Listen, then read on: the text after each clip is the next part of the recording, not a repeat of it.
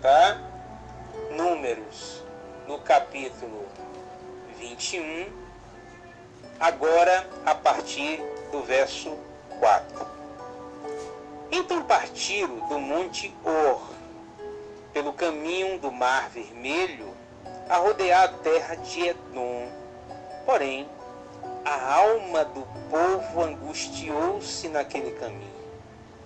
E o povo falou contra Deus e contra Moisés, o seu líder, porque nos fizeste subir do Egito para que morrêssemos nesse deserto? Pois aqui nem pão e nem água há, e a nossa alma tem fastio, e a nossa alma tem fastio deste pão tão vil. Então o Senhor mandou entre o povo serpentes ardentes, que picaram o povo, e morreram muita gente em Israel. Por isso, o povo veio a Moisés e disse: havemos pecado porquanto temos falado contra o Senhor e contra ti. Ora, ao Senhor que tire de nós estas serpentes. Então Moisés orou pelo povo. E disse o Senhor a Moisés: faz-te uma serpente ardente e ponha-na sobre uma haste, e será que viverá todo o que tenha sido picado, olhará para ela. E Moisés fez uma serpente de metal e pô-la sobre uma haste, e sucedia que, picando algumas serpentes a alguém, quando esses olhavam para a serpente de metal, viviam. Oremos. Deus Santo, eu quero te agradecer por este momento. Quero te dizer, Senhor Deus, o quanto nós amamos o Senhor e o quanto nos sentimos gratos pela sua bondade e pelo seu amor. E agora, Senhor Deus, em teu nome eu lhe peço que o Senhor tenha misericórdia de mim. Deus, que o Senhor não permita que eu fale nada de mim mesmo, mas que o Senhor possa me usar conforme a sua vontade. Que qualquer conhecimento profundo ou mero da teologia que possa ter, esteja completamente nas mãos do seu Espírito. Que nós possamos, ó Deus, aprender através da tua palavra, a compreender que não devemos temer as circunstâncias da vida, mas sermos, ó Deus, acima de tudo, luz aonde nós estivermos, ainda que por um instante na escuridão. Que nós brilhemos como a tua palavra nos ensina em meio às dificuldades, em nome de Jesus. Amém. Amados e queridos irmãos, esta é uma palavra muito interessante.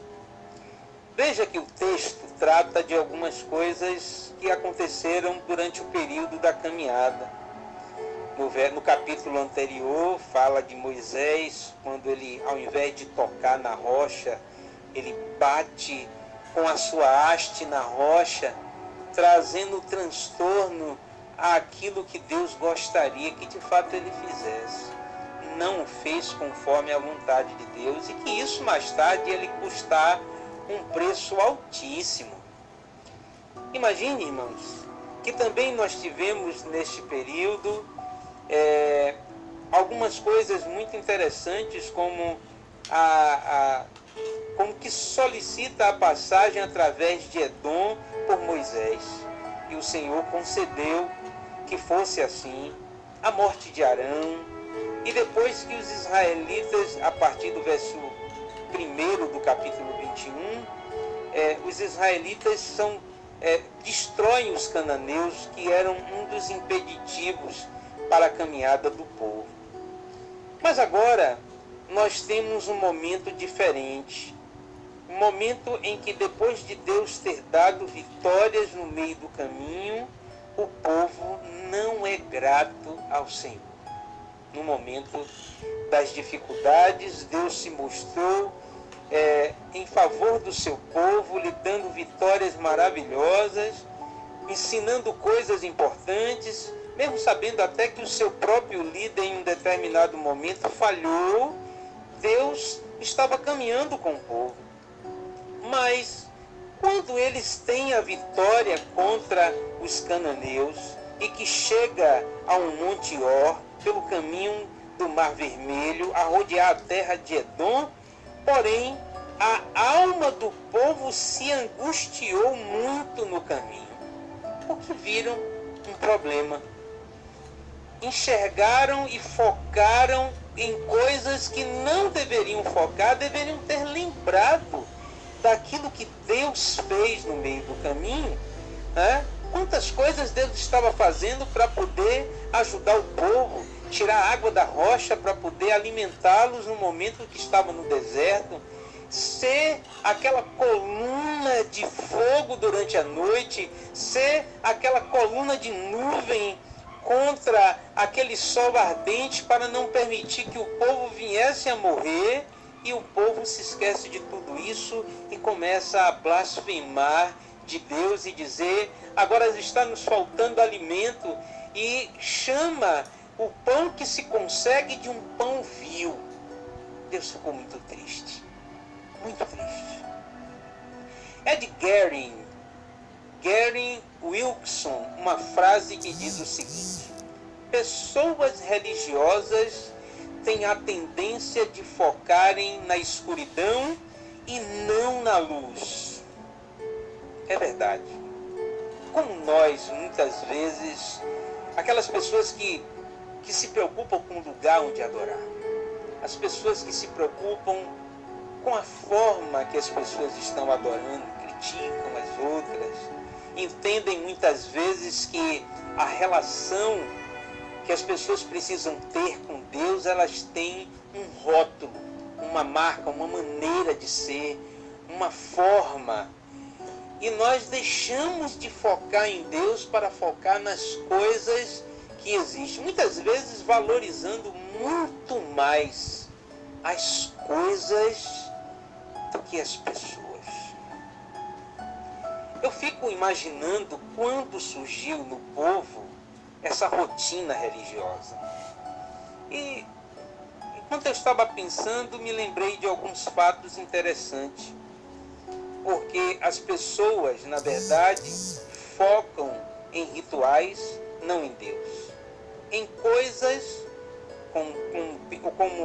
como as condições das quais se precisa para isso, ao invés de se preocupar em amar as pessoas.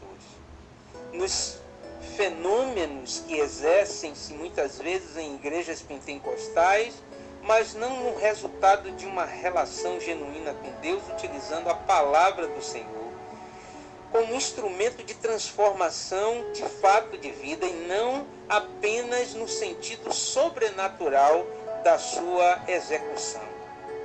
Lembrando disso, eu me faço ver o texto entre Êxodo 32 e Êxodo 34.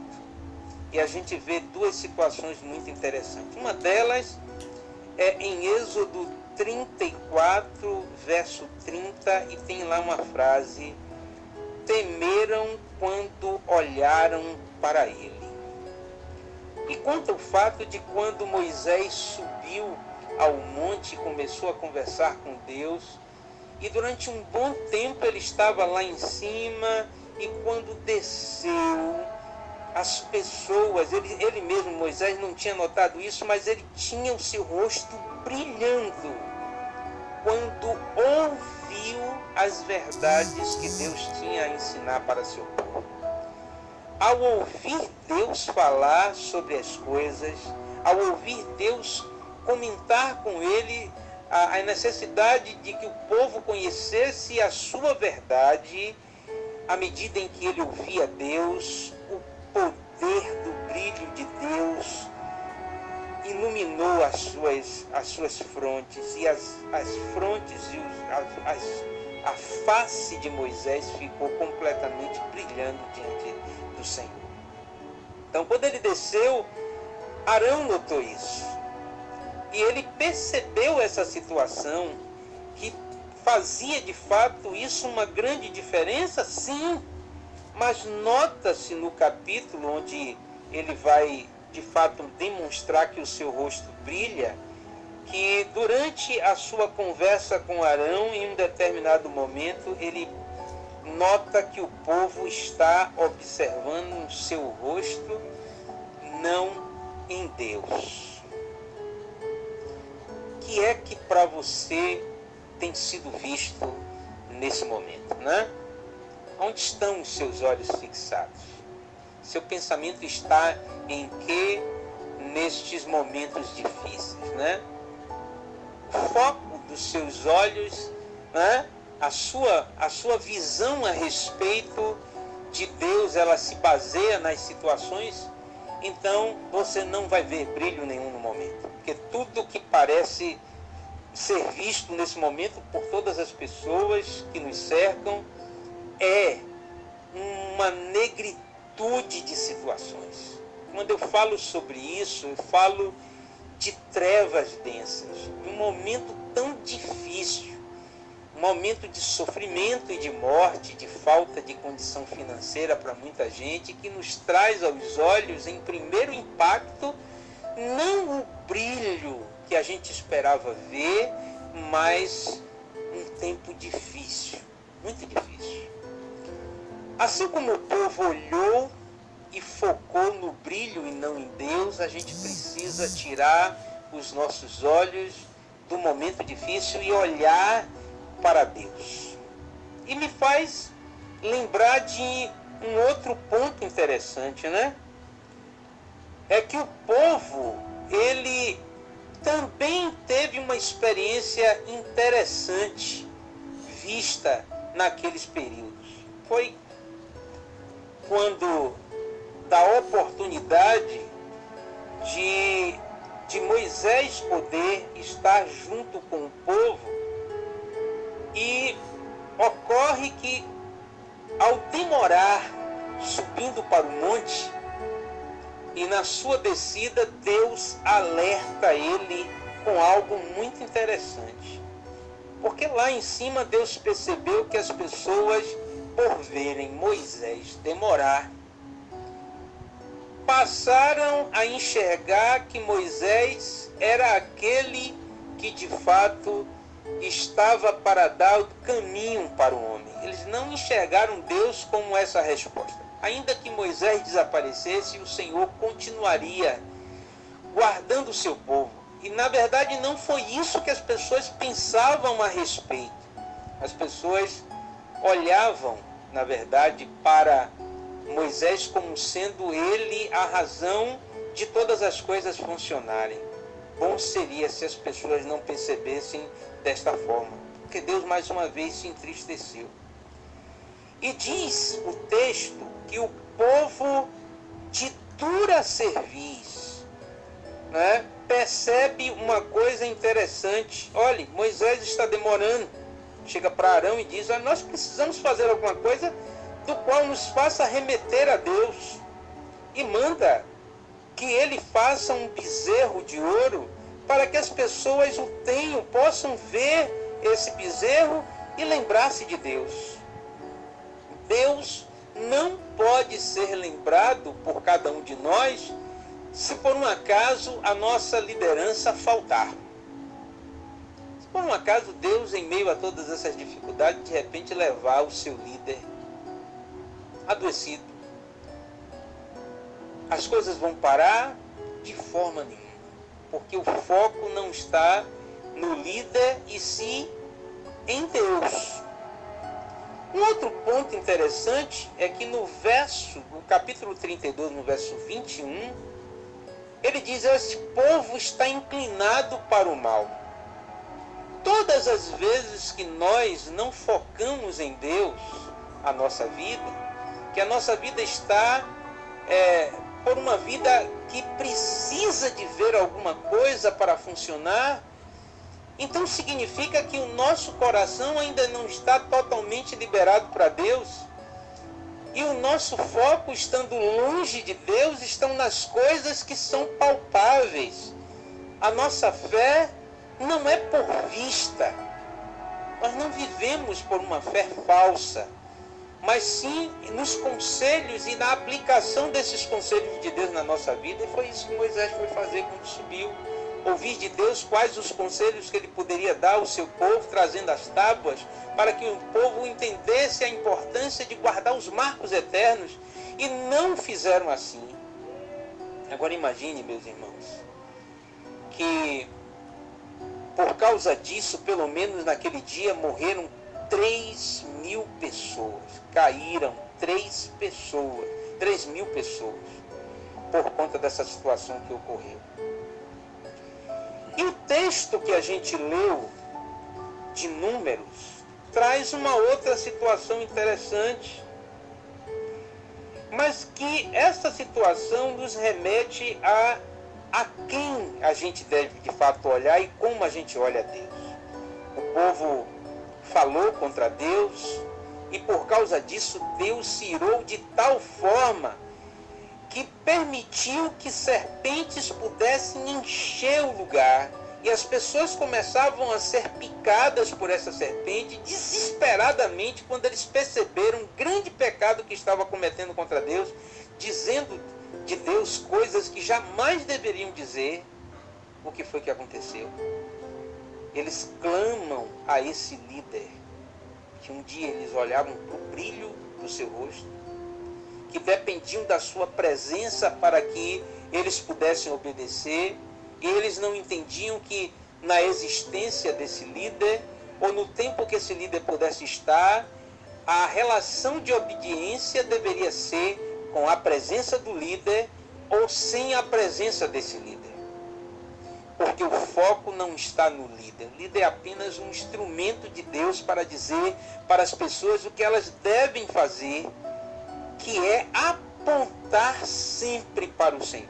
Me lembro de Jesus, quando ele disse para os seus discípulos que ele veio fazer a vontade do Pai que está no céu.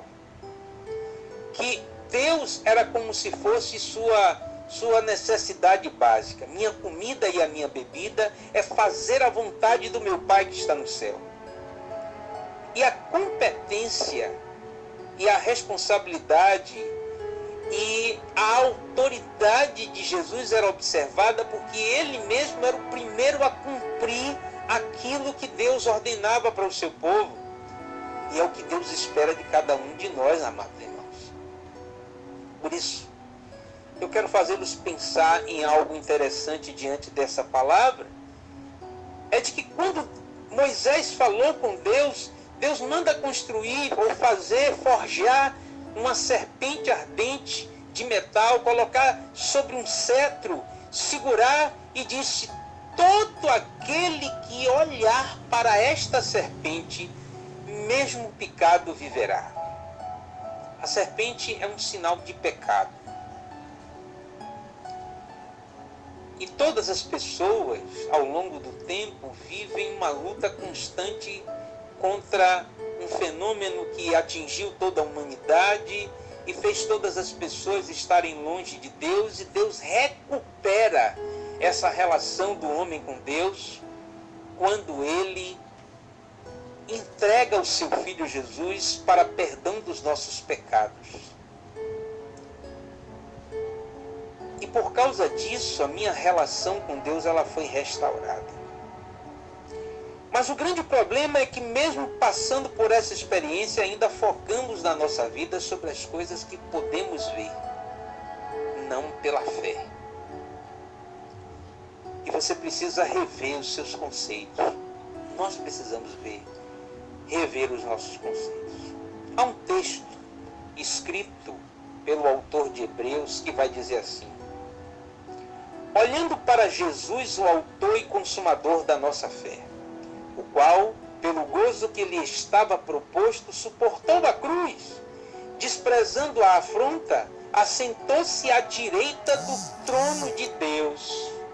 Porque apesar de ter recebido os meus pecados terríveis, a palavra de Deus nos diz que esse Cordeiro de Deus que tira o pecado do homem subiu àquela cruz, morreu, pagou o preço dos meus pecados, mas a palavra de Deus nos diz que em nenhum momento ele pecou. Por isso que a morte não pôde segurar Jesus.